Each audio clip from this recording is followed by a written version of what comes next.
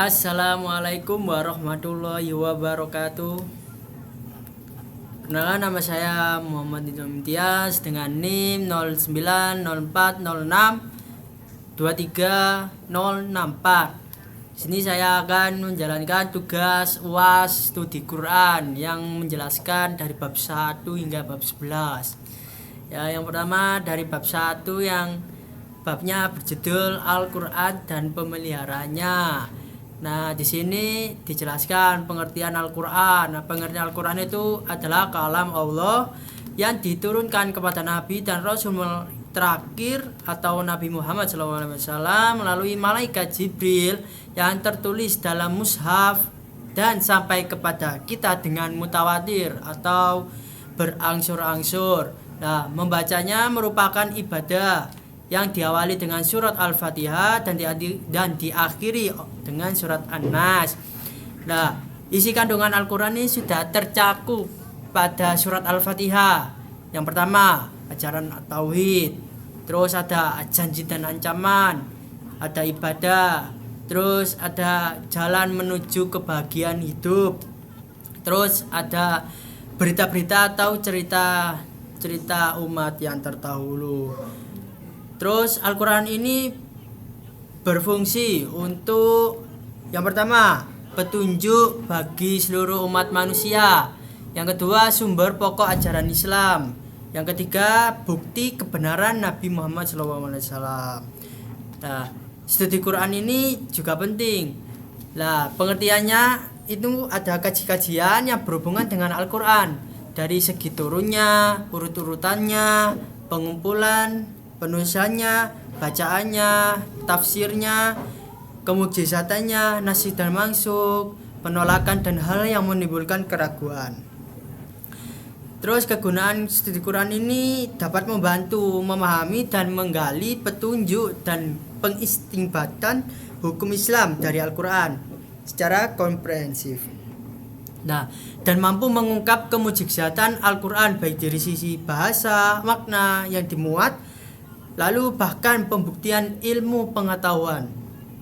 Terus tidak ada keraguan atas kevalidan Al-Quran, karena Al-Quran dijaga melalui dua cara sekaligus, secara penulisan dan secara hafalan yang terus menerus. Terus di Al-Quran mengapa kok pakai bahasa Arab? Nah, karena bahasa Al-Quran, karena itu Al-Quran diturunkan pada Rasul yang diutus untuk menyampaikan Al-Quran dalam berbahasa Arab dan disampaikan kepada umatnya secara langsung yang notabene itu orang Arab. Jadi supaya langsung paham gitu, gak perlu ditranslatekan lagi. Nah, berlanjut pada bab kedua yang babnya itu judulnya pewahyuan Al-Quran. Pewahyuan Al-Quran ini ada isinya. Nuzul Al-Quran itu apa sih? Nah, pengertiannya itu kajian tentang proses penyampaian Al-Quran, baik dari Lauh Mahfud ke Bait Al-Izzah maupun kepada Rasulullah sendiri. Tentang periodisasi turunnya ayat yang turun pertama kali dan ayat yang terakhir turun. Terus metode penyampaian wahyu Allah kepada Rasulnya itu melalui tiga cara. Yang pertama, wahyu dalam arti ilham atau impian yang benar. Yang kedua, dari balik tabir tanpa melalui perantara. Yang ketiga, melalui perantara utusan spiritual atau malaikat Jibril. Terus apa sih hikmahnya kita mempelajari bab ini? Nah, Al-Quran itu diturunkan secara berangsur-angsur.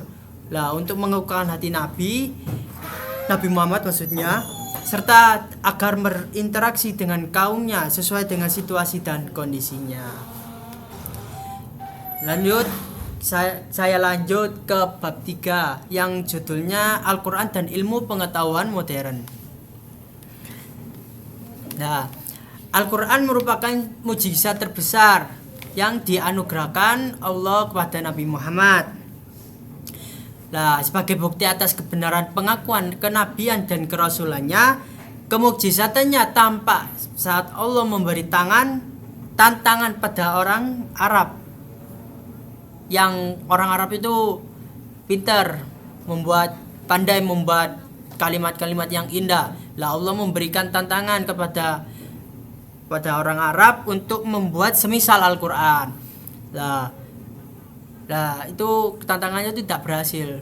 Bahwa itu Al-Qur'an itu sangat-sangat benar, indah dari Allah langsung. Itu bukti kemukjizatan Al-Qur'an. Nah, kemukjizatan Al-Qur'an itu bukan semata-mata untuk melemahkan manusia. Nah, atau menjandarkan mereka terus atas kelemahan yang mendatangkan semisal Al-Qur'an. Tapi tujuan sebenarnya adalah menjelaskan kebenaran Al-Qur'an dan Rasul yang membawanya. Nah, kemukjizatan Al-Qur'an itu apa saja sih? Nah, ada 5 yang dijelaskan pada bab ini. Yang pertama, gaya bahasanya. Yang kedua, susunan kalimatnya. Yang ketiga, kandungan hukum ilahi. Yang keempat, ketelitian redaksinya. Terus yang kelima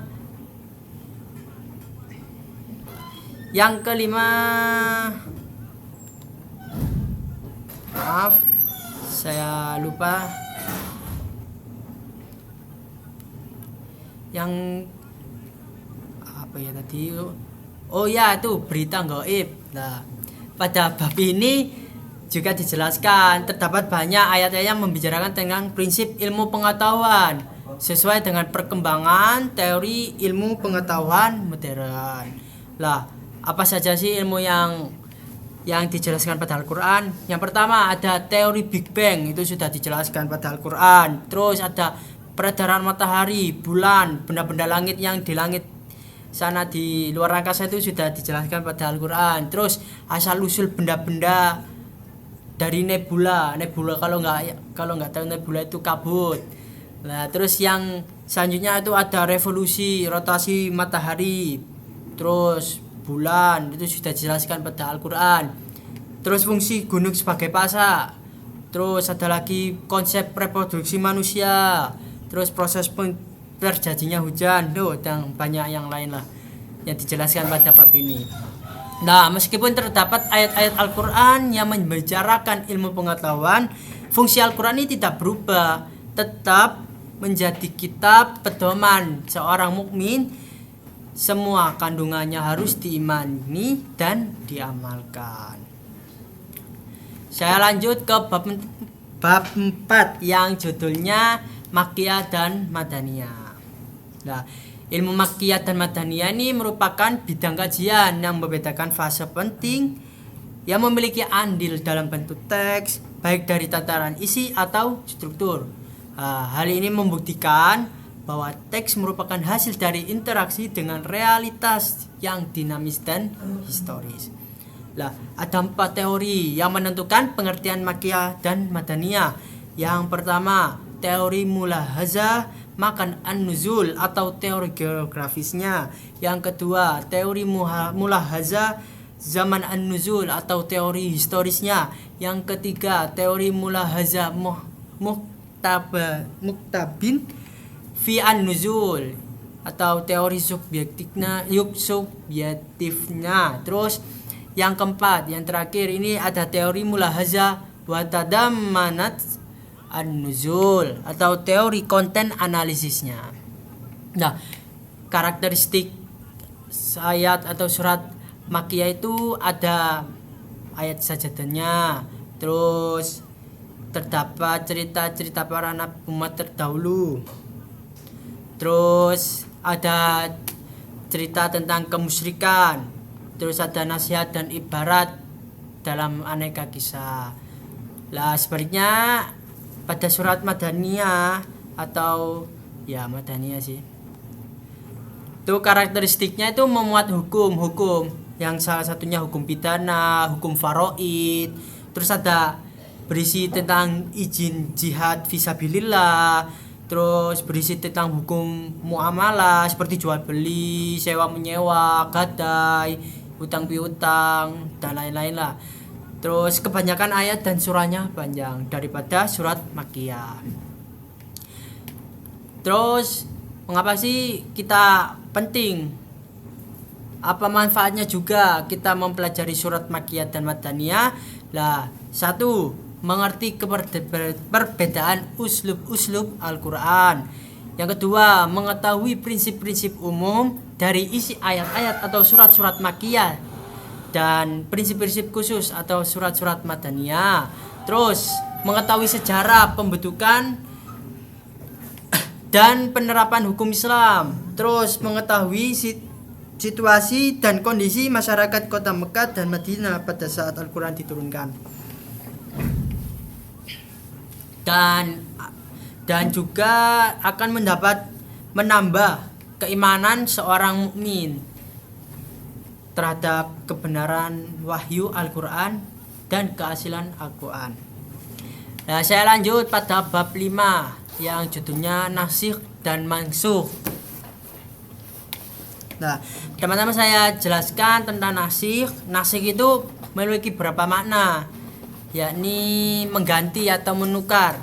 Nah, atau bisa juga diartikan memalingkan atau memindahkan. Itu menurut bahasa.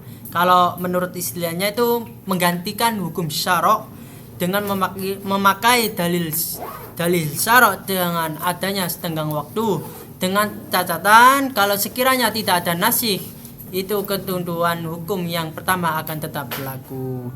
Nah, sedangkan mansukh secara bahasa itu berarti sesuatu yang diganti, sedangkan secara istilah itu hukum syara' yang menepati posisi awal, yang belum diubah dan belum diganti dengan hukum syara' yang datang kemudian.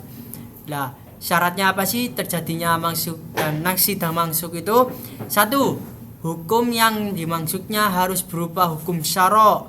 2, adanya dalil baru yang mengganti, harus setelah ada tenggang waktu dari dalil hukum yang pertama. Yang ketiga, antara dua dalil nasikh dan mansukh atau antara dalil 1 dan 2 harus ada pertentangan yang nyata, ada kontranya. Terus yang terakhir, ada dalil yang mengganti harus bersifat mutawatir. Terus latar belakang ini apa sih terjadinya teori nasikh dan mansukh? Nah, latar belakangnya ini ada timbulnya isu nasikh dan mansukh dalam as-sunnah. Terus para sahabat menggunakan istilah nasikh dan mansukh dalam Al-Quran.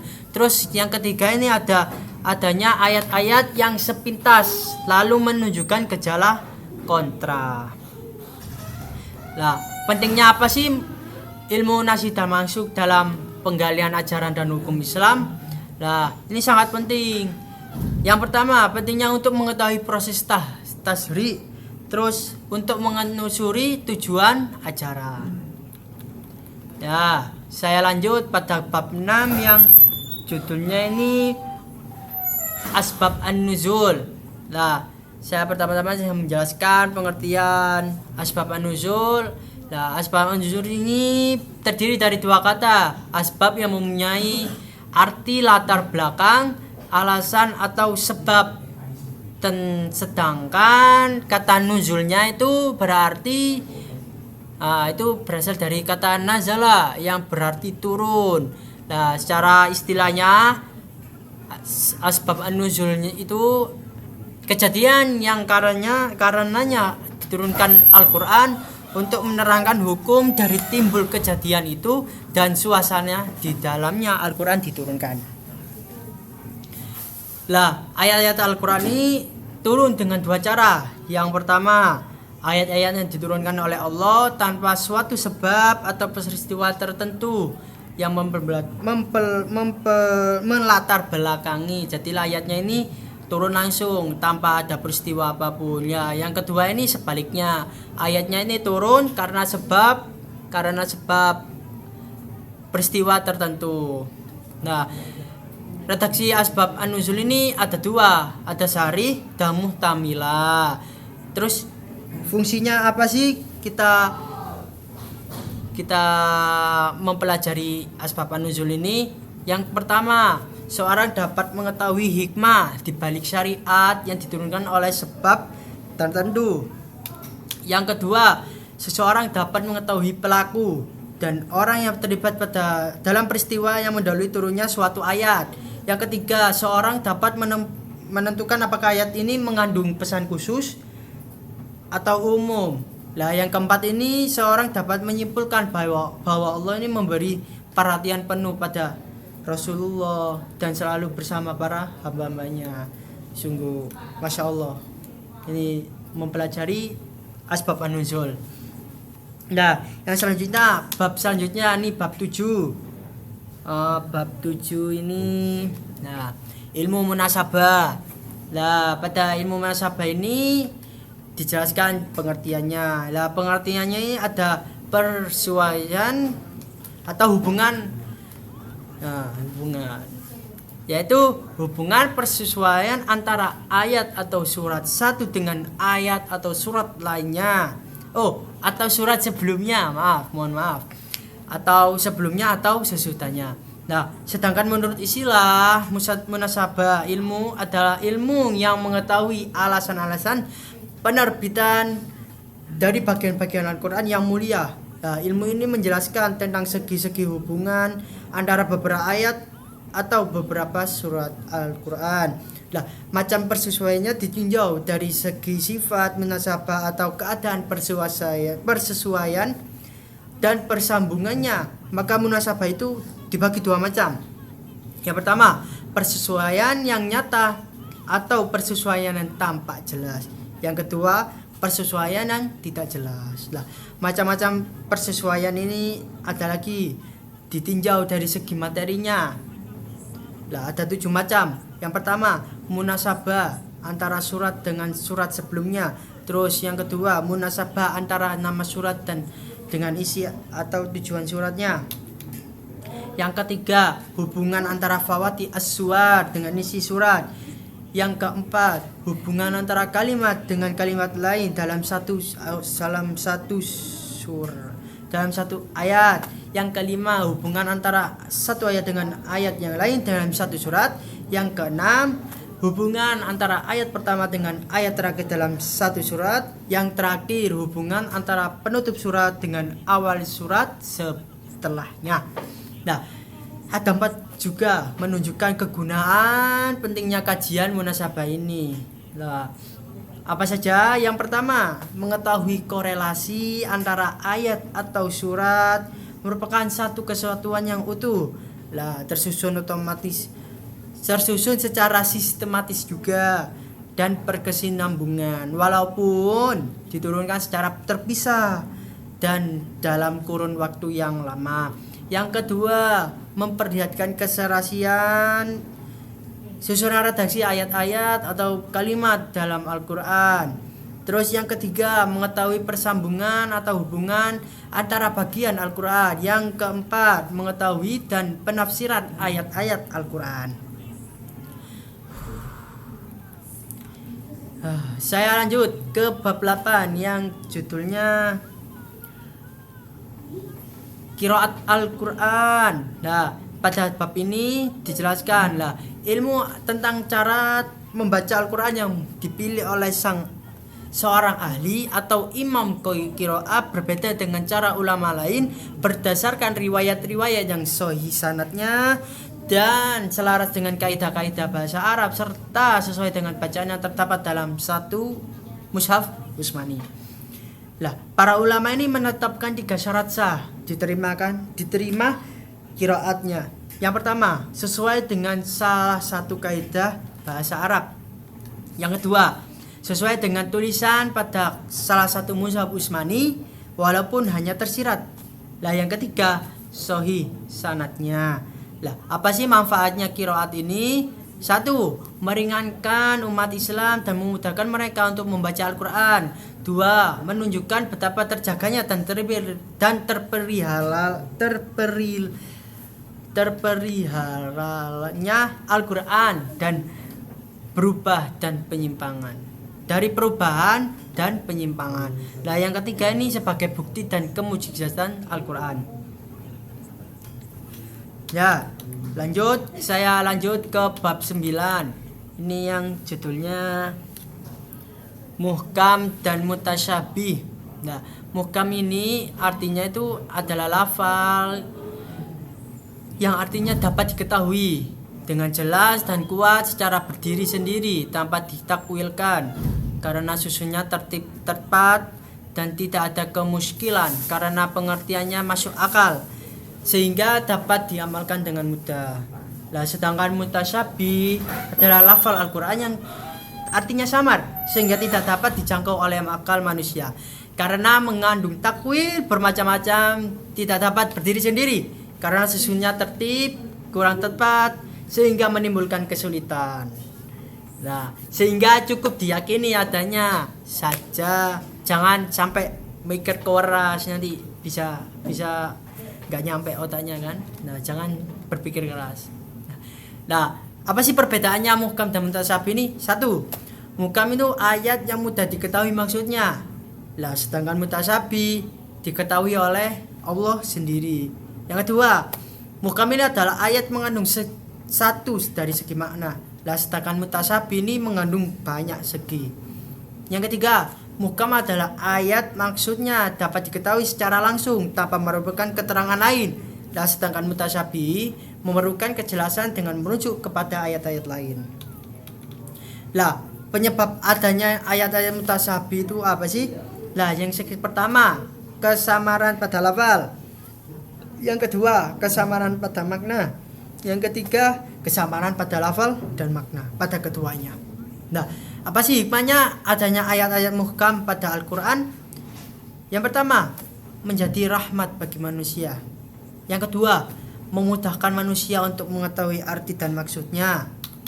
Yang ketiga, mendorong umat untuk berusaha memahaminya, menghayati, terus mengamalkan gitu isi kandungan Al-Quran. Terus yang keempat, menghilangkan kesulitan kebingungan umat dalam mempelajari isi ajaran Al-Quran. Nah, hikmah adanya ayat-ayat mutasyabih ini dalam Al-Quran ada dua, memperlihatkan kemujizatan Al-Quran. Yang kedua, mendorong pembaca berusaha keras untuk mengetahui makna yang tepat. Nah, saya lanjut pada bab 10 yang judulnya ini bahasa-bahasa spesifik Al-Quran dan menyampaikan pesan. Yang pertama ada aqsam. Lah, aqsam ini apa sih? Lah, kalimat-kalimat sumpah yang ada dalam Al-Quran. Jadi aqsam ini kalimat-kalimat sumpah. Lah, aqsam ini ada rukunnya, ada 4. Yang pertama ini muksim. Muksim itu pelakunya. Yang kedua muksam bi. Lah, itu artinya sesuatu yang dipakai sumpah. Yang ketiga fiil qasam dan adat qasam. Nah, ini itu alat-alat untuk bersumpahnya. Yang keempat ini muksam al-ai. Nah, ini apa? Berita yang akan dijadikan isi sumpah. Lah, qasas Al-Quran ini artinya memberitakan Al-Quran tentang kejadian-kejadian umat terdahulu dan kenabian terdahulu pada peristiwa-peristiwa yang terjadi. Nah, secara garis besar ada 3 macam kisah dalam Al-Quran. Yang pertama, kisah Nabi. Yang kedua, kisah yang berhubungan dengan peristiwa yang terjadi pada masa lalu dan bukanlah seorang Nabi. Yang ketiga, ada kisah yang berhubungan dengan peristiwa-peristiwa yang terjadi pada masa Rasulullah. Terus ada Amrotal Quran. Amrotal Quran ini menyerupakan sesuatu dengan sesuatu yang lain dalam hal hukumnya. Terus macam-macam amrotal ini ada 3. Usah, roha, kamina, mursalah. Nah, saya lanjut pada bab 11, bab yang terakhir yang judulnya dirosaan nusus. Ini agak panjang pembahasannya ya. Nah, ini ada dijelaskan am itu apa sih? Am itu lafal yang menghabiskan atau mencakup segala apa yang pantas baginya tanpa ada pembatas. Nah, macam am ini ada 3. 1, am yang didapatkan keumumannya, am yang dimaksud dengan khusus, am yang dikhususkan. Nah, khusus ini apa sih? Nah, lawan kata dari am, karena ia tidak menghabiskan semua yang pantas baginya. Nah, karakteristik lafal khas itu ada 5. Yang pertama adanya istina, yang kedua sifat, 3 syarat, terus goyah, lalu badal min kul. Terus dijelaskan juga mutlak. Mutlak itu apa sih? Secara bahasa ini berarti bebas tanpa ikatan atau syarat, tanpa syarat tertentu. Terus perbedaan lafaz am dan mutlak itu apa sih? Nah, dijelaskan ini lafaz yang am dapat mencakup seluruh satuan sekaligus, sedangkan lafaz mutlak tidak sekaligus mencakup kecuali satuan yang banyak dari satuannya. Terus dijelaskan tentang muqayyad juga. Lah, muqayyad ini secara bahasa ini terikat. Nah, muqayyad ini juga dapat diartikan sebagai suatu lafal yang menunjukkan atas pengertian yang mempunyai batasan tertentu berupa perkataan. Lah, macam-macam mutlak itu, mutlak dan muqayyad ini dan status hukumnya itu ada.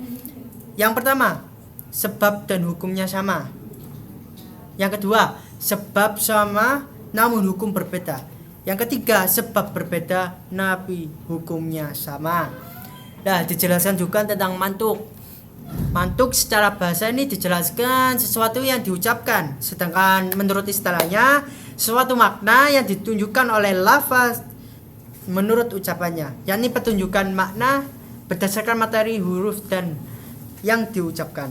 Nah, macam-macam mantuk ini ada 3, nas, zahir, dan mu'awwal. Lah, mafhum juga dijelaskan pada bab ini. Lah, mafhum itu secara bahasa itu disebut suatu yang dipahami dari suatu teks. Lah, istilahnya itu pengertian tersirat dari suatu lafaz dengan pengertian kebalikan dari pengertian lafaz yang diucapkan. Lah, macam-macam mafhum ini ada 2. Ada 2 juga. Mafhum muwafaqah dan mafhum mukhalafah. Mungkin itu saja penjelasan saya tugas UAS dari yang menjelaskan bab 1 sampai bab 11 ini. Kurang lebihnya mohon maaf, semoga nilai saya baik. Ya, terima kasih Bapak telah mengajar satu semester ini.